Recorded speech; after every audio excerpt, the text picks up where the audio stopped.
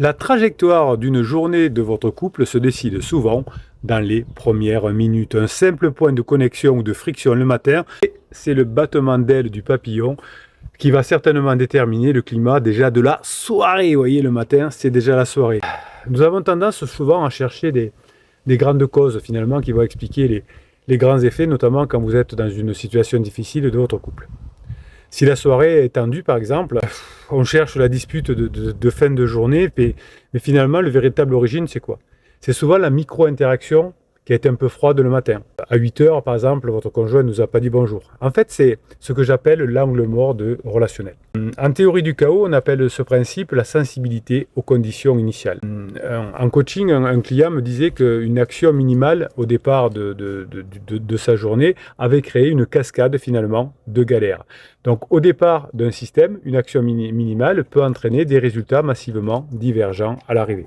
Le premier échange de la journée agit comme un vecteur de direction pour l'humeur et la perception. Donc l'idée, c'est de vraiment faire attention aux premières minutes de la journée. Un point de gentillesse par rapport au début de la journée, de bienveillance, va amener vers la connexion. Un point de négligence, parce que je suis un peu en retard, parce que j'ai mal dormi, va orienter la journée vers le conflit. On ne sous-estime pas un petit changement de cap au début d'un long voyage. Le mécanisme de cet effet papillon est la cascade émotionnelle. Une micro-émotion injectée dans le système le matin ne s'évapore pas. Au contraire, elle va déclencher une boucle de rétroaction. Cette boucle de rétroaction, ce que je constate, c'est qu'elle s'auto-amplifie toute la journée. Alors, la boucle positive, un compliment sincère, par exemple au petit déjeuner, va libérer une petite dose d'ocytocine et cette neurochimie agréable va créer ce que j'appelle le biais de perceptif positif. Vous avez une formation sur les biais de perceptifs complets.